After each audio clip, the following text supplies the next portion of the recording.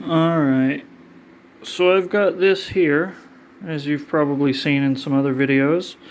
I'm thinking about putting it on the rear of my current scooter, the one that's wrapped in duct tape, and just locking the steering to where it doesn't steer, making it just a normal. Basically, it'd be a solid axle like the other one, which I took the motor off of to put on the lawnmower. But yeah, I mean, this is a pre-made, ready to go. I've already made it. I just need to finish. You know, everything's just kind of roughly tacked because I was still working on it, and then I decided to take a break from it. But yeah, what do you think? Should I slap this thing underneath there? Just weld on those mounts and then some suspension right here, the way I was designing it. And if I lock the steering, I don't have to worry about how long the suspension, if I'm changing the caster or, you know, all that other stuff. Caster and camber, or no, it's caster, yeah. Because with steering, I'd be changing, on the front, yeah, I'd be changing the caster and stuff and steering, and it would affect things if I'd put too long, because I only designed this for like 3 inches of travel. But if I lock it temporarily and just kind of throw it on the back of the other one for the winter, or not for, well, I don't know, just until I decide to take it back off. And yeah, I think I could do that. Let me know if you guys think that's a good idea. I'm toying with it, like seriously thinking about it. I just don't have any wheels for these hubs yet. And this frame isn't finished welding, and I have to undo some of it because I quick and dirty welded some of it, and that bar is kind of crooked on the round pipe. So, you know, and that means because the bearings are in there right and all of that, that means there's a obvious notice of twist to this part. So yeah, I'd have to finalize it basically, but I mean, it's all here, it's all almost ready to go. I never did put the rack mount on, but I might go ahead and make at least something that comes out and is a basic thing for mounting part of the steering lock onto. So I'd come over and then probably have a thing that mounts here, and then later I can readapt that mount back to where, figure out to get the steering rack back, or not back on it. I never did make the mount for the steering rack. I kind of eyeballed it, figured it out, cut the tie rods, figured out about how long everything needed to be, but I never actually made the mount for the rack.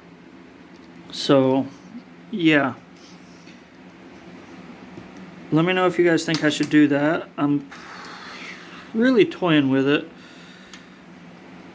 I'm thinking if I do go to do it, I'm gonna probably get the suspension shocks, get the shocks first, or see what springs I have off of old things. Like I took the springs off the seat of the lawnmower because I didn't like them, and I have springs off of Power Wheels. You know, maybe I could combine enough shitty springs to make some sort of suspension that's better than no suspension, or maybe just buy suspension. I don't know. Either way, I gotta buy the wheels and tires for this thing.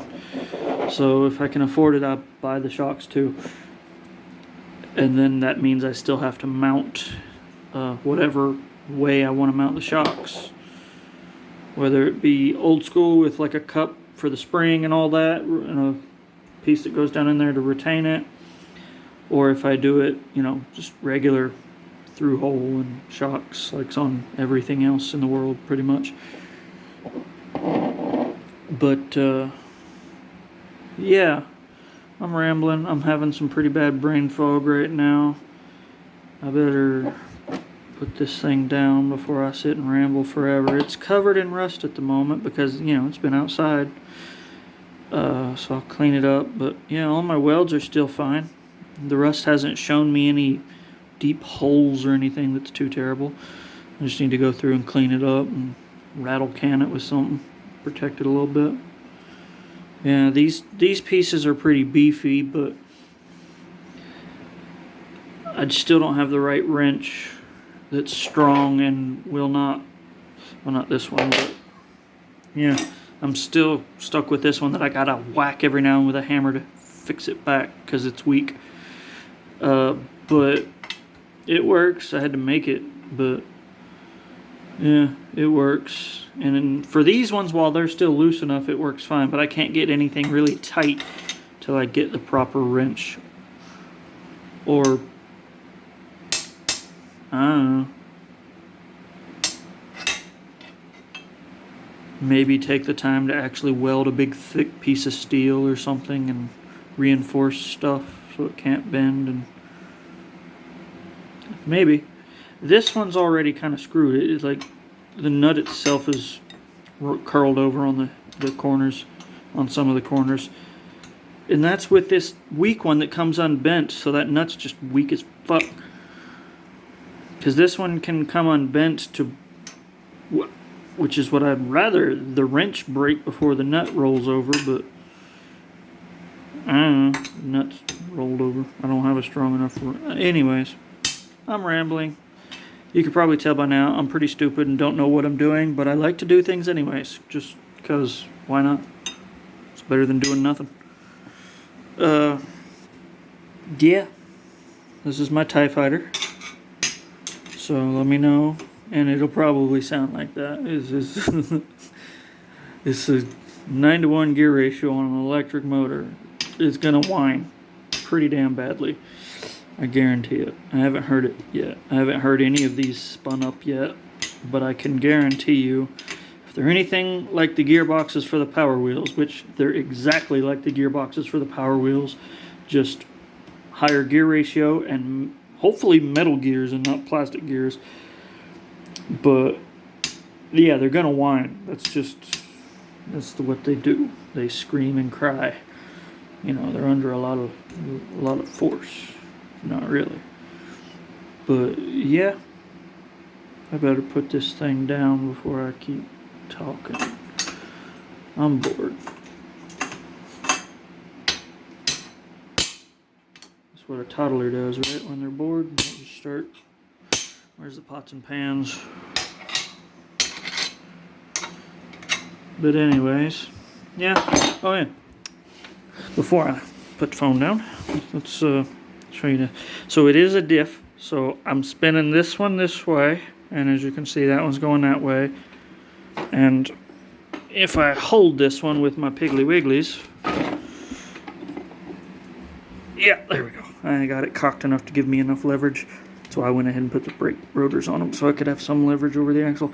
And if I build it just right, I might not need frickin' brakes. The thing's gonna just come to a stop as soon as you let off the frickin' throttle.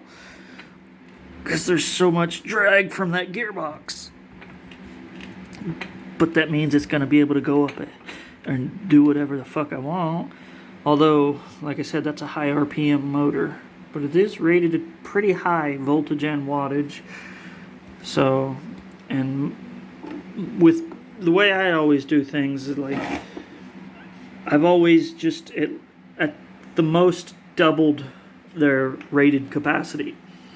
And that seems to have always worked out for me. Sometimes stuff gets hot when you double it, but as long as you know what you're doing and don't overdo it, don't let it, like, don't draw too many amps for too long. There's like peak, like short term, and then there's long term, nominal or whatever. But as far as what I want to do with this, I'm probably going to still run it on 84 volts, even though it's rated at 48. But it'll be a higher voltage, less amperage needed to do the job. So it'll give it more RPMs, of course, but I won't need to rev it as high to do the same job, basically. And it's also what I have laying around, and it might mean I'm well within my BMSs on my other battery. It might be, because of the gearbox and stuff, I won't need to draw nearly as many amps, so that might be way better on my BMS, which is getting weak, and because my 84 volt battery is kind of old. It's like 5 years old. It's been on so many freaking projects. It's been abused like crazy. And yeah, so if I use this and then keep the front electric motor wheel hub motor that's on the scooter, and then just use that with my, is it H-bridge or full bridge rectifier? I forget. I have a rectifier, a 3-phase rectifier that goes directly to DC. So same whenever you spin up the motor by hand or manually or by coasting, the 3-phase wires are putting out a voltage of something. Just depends on the RPMs of the motor. So I have a rectifier for that, which if you just short circuit it, it works too as a braking, but you don't want to, or you could just do that without the rectifier, just cross the phases. You can brake, but then you're just heating up inside the motor. I'd rather heat up something that's outside the motor that is easy to replace as a braking, like just a, like, what do you call them? Like a ballast or whatever. Like, God dang it, forget the name of the dang things. But,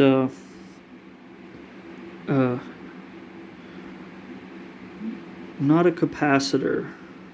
A resistor, yeah. A big ass resistor. Like the ones encased in either with the aluminum casings that look kind of like that, but are smaller. Or the ceramic ones, but a big ass resistor.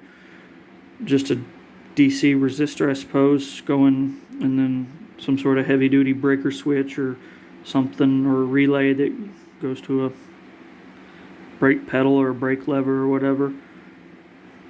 If I want to get fancy, I can put a controller in there for that and control how much dumping, which would mean variable braking for the hub motor. But I don't want to fool with all that, so I might do it the simple way with what I have and not even get a regular resistor, just make my own coil and make a hot coil basically, and make a casing for it so it can get hot and eventually lose continuity and easily be replaced until I want to put money into it and put proper stuff. But yeah, making an electronic braking system is actually pretty easy. You just short out the motor or figure out a way to make the power coming from the motor do work while you're, actively do work, whether it be hook it to a heavy duty light bulb and a dimmer switch. No, wait. I don't know. There's a lot of ways to make it do work and to use that power coming, like windmills and shit, which puts drag on the motor, and the more power you're trying to consume, the more drag, which means it'll be more effective at higher speeds to slow you down than it will at slower speeds to slow you down. It's just a basic system, but with this, I doubt that I'll need brakes at all with this gear ratio. Anyways, I've rambled for too long. Let me know what you think. So, yeah. Well, you just hit the floor. Alright. Well, I hope you enjoyed that little trip. Let me know what you think. Like, subscribe, please. It's if you want to see more, be interactive with the videos more, because it helps with the stupid algorithm bullshit. It gets the videos suggested to more people. Regardless of getting paid for it, I don't care if I never get the monetization or whatever, but I do want people to see this janky redneck stuff because it might inspire them to do better. Yeah, I do things shitty, and if somebody's like, hey, that's shit, well, that means they know it's not good enough. That means they know that better is achievable, and that's good. So I do things within my capacity, which isn't that great. I'm aware of it. I do what I can. But if it inspires other people to do equal to or better, that's great. So, as far as building and whatnot, just tinkering. But yeah, like, subscribe, leave a comment, please. Have a good day.